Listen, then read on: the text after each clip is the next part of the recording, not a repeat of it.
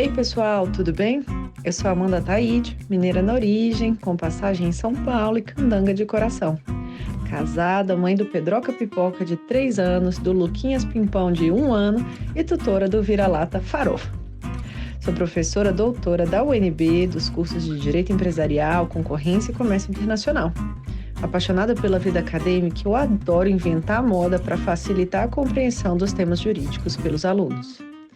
Então, esse é o Direito Empresarial Café com Leite, um podcast voltado para os estudantes de graduação e iniciantes no mundo do direito comercial, para que possam aprender ouvindo a bibliografia obrigatória e complementar do nosso curso. Esse é um podcast simples, curto e gostoso, como um café da manhã mais rapidinho durante a semana. Convidarei os próprios autores ou comentaristas dos artigos acadêmicos, capítulos ou trechos de livros essenciais para a compreensão do direito empresarial, para que os alunos da graduação em Direito possam conhecer e se apaixonar pelos principais autores do direito privado no Brasil. Como será um podcast voltado para os alunos da graduação, os episódios serão divulgados durante o semestre letivo da UNB. Durante as férias, faremos uma pausa para preparar o próximo semestre e também os novos episódios.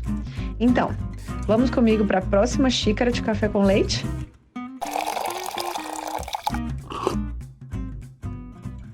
A nossa xícara de café com leite de direito empresarial de hoje vai tratar de um dos artigos mais importantes do direito comercial, que é do autor Alberto Asquini, intitulado Os Perfis da Empresa, que foi publicado em 1996, com a tradução do professor Fábio Conder Comparato, do original, de 1943.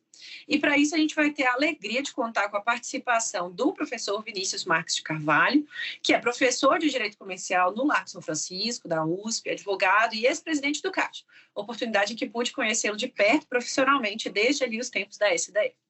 Professor Vinícius, muito obrigado por ter aceitado o convite para participar do nosso podcast e por apresentar aqui, de modo simples, curto e gostoso, esse tema dos perfis da empresa. Obrigado, professora Amanda. É um prazer estar aqui com você e com seus alunos e alunas. E vamos então começar, professor Vinícius. Quem que é Alberto Asquini e qual é a relevância do artigo, que foi publicado por esse autor para a compreensão do chamado fenômeno, da empresa? Bom, vamos lá. Acho que só uma coisa que me ocorreu aqui quando você estava falando do artigo, que eu acho bem importante mencionar, por justiça, não que ele precise de mais homenagens, mas acho que as infindáveis homenagens que têm sido feitas são ainda poucas, que é o papel que o professor Fábio Conder Comparato teve na difusão dos clássicos, dos textos clássicos de direito comercial no Brasil, fazendo esse trabalho que, a um primeiro momento, pode parecer meio braçal, de traduzir textos, mas traduzindo para além da tradução com maestria, ele escolhia, de fato, textos muito relevantes, Foi assim com uma série de textos do professor Túlio Ascarelli também, que o professor Comparato traduziu e publicou, com esse texto do professor Alberto Asquini, entre tantos outros, O professor Fábio Comparato teve uma história acadêmica no direito comercial brasileiro que é inigualável e incomparável.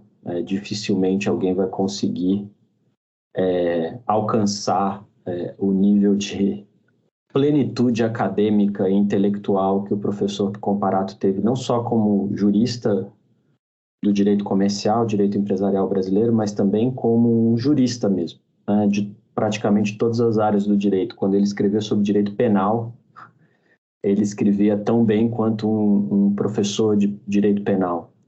Quando ele escrevia sobre direito civil, a mesma coisa, e direito econômico, nem se diga, o texto dele sobre direito econômico no final dos anos 60, indispensável direito econômico, como o próprio nome diz, é indispensável para a formação dos juristas até hoje, é um texto atualíssimo. Enfim, só para fazer, eu acho que essa justiça que é bem importante ser feita e como recomendação também aos seus alunos e alunas, já que eu estou aqui nessa condição de professor convidado, eu tem um pouco essa audácia de sugerir a eles que leiam tudo o que eles puderem achar do professor Comparato. Bom, indo aqui à pergunta diretamente, né? O Alberto Aschini foi um jurista e professor italiano, né, que foi muito atuante entre as décadas de 20 e 60. Desenvolveu sua carreira acadêmica em diversas universidades italianas, Padova, Trieste, Sapienza, entre outras. Foi assistente do Cesare Vivante e do Alfredo Rocco, né, expoentes também da discussão sobre a unificação do direito privado e também sobre a teoria da empresa. O professor Aschini foi membro da Comissão de Reforma dos Códigos Civil Comercial concluída em 1942, né, com a unificação do Código Civil italiano. Esse artigo dele, que se tornou um clássico, como a gente já acabou de dizer, ele está inserido nesse contexto do Código Civil italiano, né, e que se discutia muito na época sobre qual seria o conceito de empresa como um conceito fundador do direito comercial. Né? O direito comercial, ele teve lá aquelas fases que a gente conhece quando estuda história do direito comercial, o período subjetivo em torno da figura do comerciante, depois o período objetivo, em que se tentava arrolar de maneira exaustiva ou exemplificativa que fosse o conceito de atos de comércio para tentar aplicar a legislação de direito comercial, em contraponto à legislação do direito civil, de obrigações ou contratos de uma maneira geral, né? E aí você tem a ideia do direito comercial voltando a um conceito subjetivo de empresa como foco, centro das suas preocupações, né? Obviamente que a gente podia aqui discorrer bastante por que o direito comercial sempre tem um pouco essa crise de identidade, né, de precisar de algum conceito que o distinga de outros, né, dentro de um contexto em que, no fundo, o Estado acaba organizando as relações de mercado de maneira que elas vão cada vez mais sendo pervasivas, né, e contaminando praticamente todos os âmbitos da vida, né? Como é que você faz um conceito que gere essa diferenciação num sistema que só se expande, né? Num ramo jurídico que só se expande? De fato, é algo bastante desafiador. E o conceito de empresa ali do Código Civil, que no fundo foi reproduzido praticamente no Código Civil Brasileiro de 2002, a ideia da empresa como organização dos fatores de produção que colocam bens e serviços no mercado com objetivo de lucro, risco, tudo isso estava ali dentro das necessárias distinções que ele imaginava que fossem necessárias serem feitas, e ele acabou construindo essa noção poliédrica de empresa, né, em que a empresa, na verdade, ela é a somatória de quatro perfis, né? O subjetivo, o objetivo, o institucional e o funcional. E esse foi o grande, digamos, insight, para usar uma palavra que provavelmente não se usava na época, do Aschini, e que transformou esse texto dele num clássico, sem sombra de dúvida, que deve ser lido e ainda vai continuar sendo lido por gerações. Excelente. É interessante que tem vários textos do professor Fábio Conder Comparato, então estamos fazendo jus aí à sua introdução inicial. Já tivemos Ascarelli, teremos também Ascarelli, tivemos Vivante, então vários dos autores aí mencionados por você estão aí nas nossas gravações de podcast, justamente para apresentar esse contexto inicial. E aí, para entender um pouco, já pegando o gancho do que você falou, quais são aí esses 4 perfis da empresa pela ótica do Aschini, o que é a empresa como fenômeno poliédrico? Como eu mencionei, ele define a empresa a partir de 4 perfis.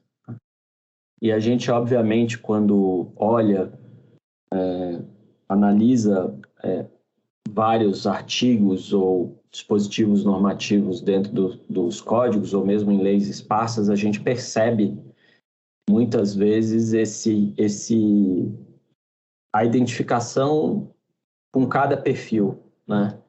Eu até dou esse exercício muitas vezes para meus alunos e alunas, que é olhar para as legislações e para os códigos, enfim, e tentar identificar, cada vez que se fala de empresa, de que perfil se está tratando e quais são as repercussões disso, né?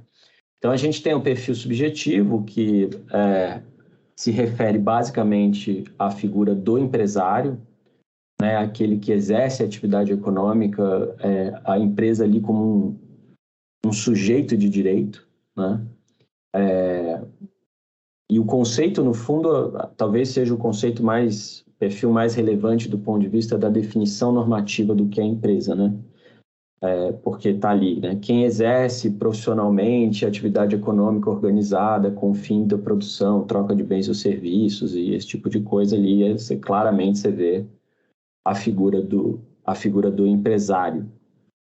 Depois a gente tem o perfil objetivo, que trata onde a gente considera a dimensão patrimonial da empresa, né? A dimensão da empresa como um conjunto de ativos, para usar um conceito econômico ou para usar um conceito jurídico. A ideia de estabelecimento comercial está muito associada à ideia de perfil objetivo. A gente tem o perfil funcional também, que diz respeito à empresa como atividade econômica, né? A empresa como uma espécie de introdutor de bens e serviços no mercado, processador de bens e serviços para entrega no mercado, entrega aqui, obviamente, entre aspas, mediante preço e tal. E a gente tem o perfil corporativo, né, que sugere a ideia da empresa como organização, né?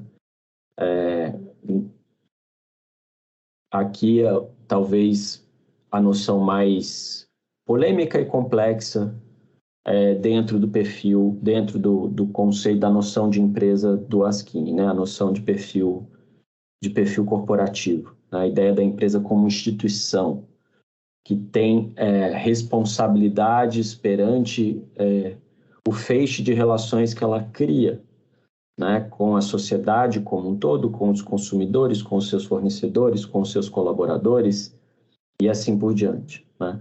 Esse é o perfil que normalmente é mais questionado do ponto de vista teórico pelos juristas que têm um perfil mais privatista, associando inclusive essa ideia de perfil corporativo ou perfil institucional com as raízes autoritárias ou fascistas, digamos, do Código Civil italiano, né?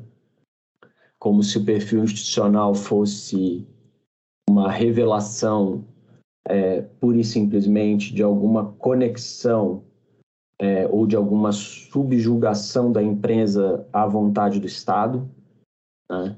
Como se fosse uma espécie de mecanismo que o Estado utiliza para intervir na sociedade. Mas hoje em dia a gente pode olhar um pouco essas questões de uma perspectiva moderna, né? Então, a gente pode olhar, por exemplo, o perfil subjetivo, a ideia de empresário, olhando para as diversas formas de exercício da atividade empresarial, né? Olhando para a pequena empresa, olhando para as MEIs, olhando para as formas com que a gente pode desenvolver atividade empresária e como que, inclusive, por meio dessa ideia do perfil subjetivo, você pode, de algum modo, criar normas para incentivar o exercício da atividade empresarial e viabilizar uma espécie de democratização mesmo do acesso à atividade econômica, né? O perfil objetivo, por exemplo, que a gente normalmente discute muito em cima das questões relacionadas ao estabelecimento comercial, tem um elemento específico do estabelecimento comercial, que diz respeito aos bens imateriais e que se associa diretamente com as disciplinas relacionadas à proteção da propriedade industrial, ou propriedade intelectual no sentido amplo, que são discussões muito contemporâneas. O quanto que a disciplina da propriedade industrial merece determinados tipos de proteção ou não em determinados tipos de setores, se faz sentido ou não, essa, digamos, uma visão específica sobre propriedade industrial que talvez hoje já esteja um pouco ultrapassada em face da forma como o objetivo da proteção se deu sempre, né, como proteção da inovação e tal. E aí,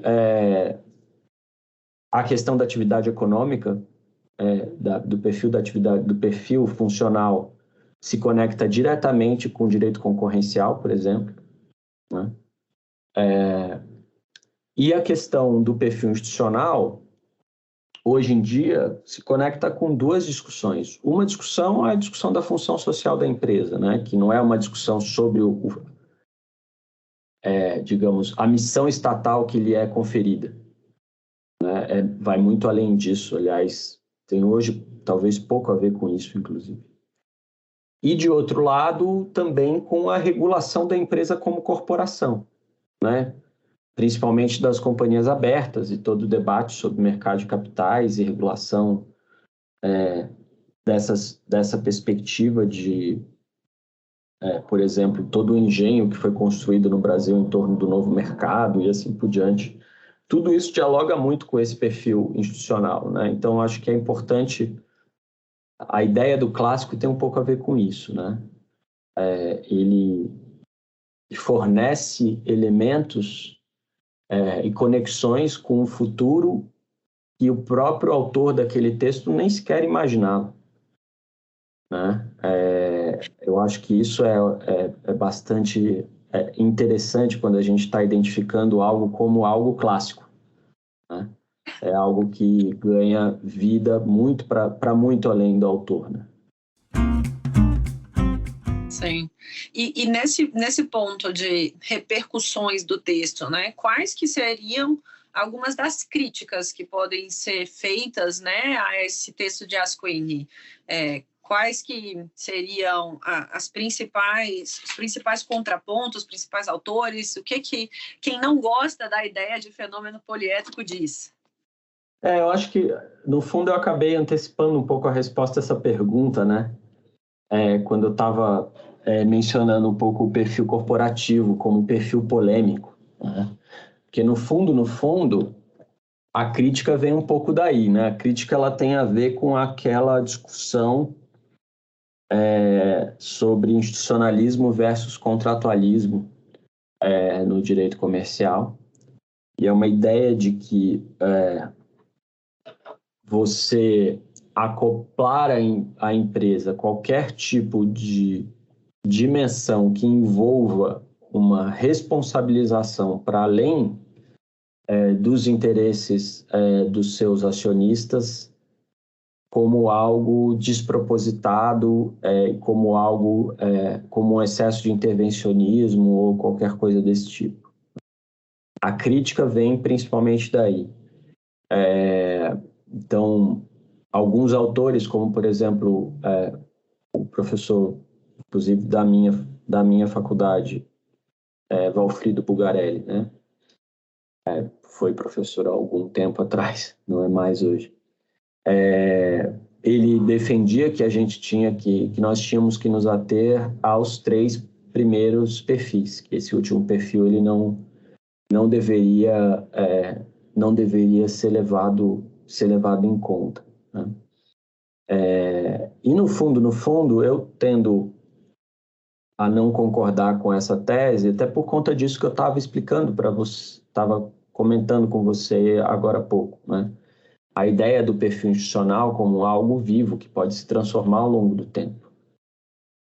É óbvio que a gente não pode desconectar também essa discussão dos seus fundamentos históricos, né? Ninguém nega a construção de um Código Civil no meio de uma Segunda Guerra Mundial, né? Eu fico, às vezes, imaginando, em 1942,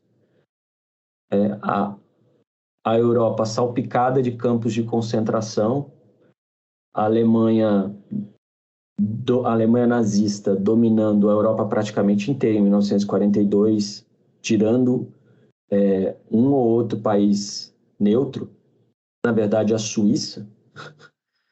Toda a Europa era nazista, com exceção do Reino Unido e da União Soviética, né? E uma parte da União Soviética, em 1942, até a Batalha de Stalingrado, né? Vamos lembrar que os nazistas chegaram a 30 quilômetros de Moscou, né? E eles só não entraram em Moscou porque eles tomaram decisões erradas do ponto de vista de estratégia militar, senão eles tinham entrado em Moscou.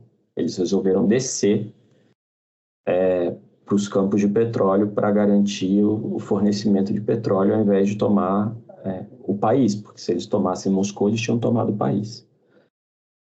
Então, era isso, né? Então, eu fico pensando assim, como é que alguém tinha cabeça para falar de Código Civil, né? Enfim, no meio dessa confusão, e é óbvio que esse Código Civil ele era um Código Civil atrelado, né, a uma concepção ideológica que para nós hoje não faz nenhum sentido, né? Mas é preciso, obviamente, olhar para essas legislações como legislações vivas, né? Legislações que vão se organizando e vão sendo reinterpretadas ao longo do tempo. E eu acho que hoje, com tudo que a gente vê, a ideia de um perfil institucional, ela é muito necessária, inclusive, né? Hoje, coincidentemente hoje, dia 9 de agosto, saiu um relatório, a União Europeia emitiu um relatório sobre a mudança climática, que levantou, não é lei que levantou, né? Porque isso é óbvio, mas assim, aumentou muito o nível de preocupação sobre os efeitos de algo que já não é mais uma ameaça, né? O aquecimento global não é mais uma ameaça, ele é uma realidade com a qual a gente já talvez não tenha mais total controle para evitar, né? Então, como é que você vai imaginar que, considerando que acho que 1/3, pelo menos, das emissões são emissões industriais, fora o que decorre também, enfim, da agropecuária e coisas desse tipo, que também são empresas, né? Como é que você vai imaginar que as empresas, as corporações, não têm ou não devem ter nenhum papel para lidar com esta ameaça à própria sobrevivência da raça humana na Terra, né? É algo inconcebível, assim. Então, é óbvio que tem um espaço para esse elemento e eu acho que a gente tem que olhar esse perfil institucional um pouco a partir dessa perspectiva e também, sem dúvida nenhuma, o Estado acaba tendo um papel aqui, né? Porque os Estados, né? Quem vai dar o direcionamento, quem vai colocar os limites, quem vai regular, quem vai, de algum modo, gerar os incentivos necessários para que as empresas vão numa determinada direção, em relação a esse sistema especificamente, a gente podia falar de vários outros, no fundo, acaba sendo os poderes públicos sozinhos ou em conjunto. Sim. E é interessante isso, totalmente atual, né? Nas discussões sobre ESG, nessas discussões sobre que impactam não apenas as discussões nacionais, mas também o comércio internacional, essas discussões sobre uma taxa adicional ao comércio internacional relacionando a taxa de carbono emitida. Então, certamente Asquini não imaginou que a discussão dele estaria ligada aí a tantos temas, mas ele acaba tendo aí essa função quanto clássico, né? E vai ser interessante, a gente vai ter, se tudo der certo, a professora Sheila Neder-Cerezetti trabalhando aí, apresentando também essa lógica das teorias institucionalista e contratualista da empresa, né? Que eu acho que vai ser bem interessante também. Sem dúvida. E para a gente caminhar aí para a última pergunta, qual que seria a sua recomendação, professor Vinícius, para os alunos que tiverem interesse em trabalhar com direito empresarial, sabendo da sua trajetória enquanto servidor, enquanto CAD, hoje advogado, professor acadêmico, qual que é a sua recomendação aí para os alunos da graduação? Olha, eu acho que é difícil, né? Porque cada trajetória é uma trajetória, mas assim, o que eu diria para eles, assim, do ponto de vista de estudo, para além de ler a bibliografia que a professora Amanda propõe para o curso, que sem dúvida é uma bibliografia muito rica e que merece ser aprofundada, eu acho que no direito comercial, talvez em vários campos da vida, mas aqui, sabidamente, a busca pela leitura desses clássicos é super relevante, tem muita coisa em português, né? A gente estava falando aqui das traduções do professor Comparato. Se vocês quiserem buscar uma vertente crítica mais, digamos, coesa do direito comercial como um todo, abrangente, digamos assim, do direito comercial como um todo, eu acho que as leituras das obras do professor Calixto, da professora Paula Forgione, para puxar um pouco para a USP aqui, ou para as próprias coisas que a professora Ana Frazão tem escrito, são bastante relevantes. E aí eu acho que tem ramos específicos, né, que a professora de vocês, a professora Amanda, escreveu bastante coisa sobre o direito da concorrência, que eu acho que vale bastante a leitura. E aqui é um ponto interessante, porque o direito empresarial é muita coisa mesmo, né? Vai de propriedade industrial até falimentar, passando por vários outros temas, inclusive concorrência ou concorrência desleal, ou defesa, direito da concorrência. Então é muita coisa, contratos. Vocês não precisam, a não ser que do ponto de vista profissional isso seja necessário, ou tenha alguma pesquisa acadêmica muito específica que vocês queiram fazer, se focar agora num desses ramos, né? Acho que leitura dos artigos de teoria geral é algo bastante relevante e interessante do direito comercial.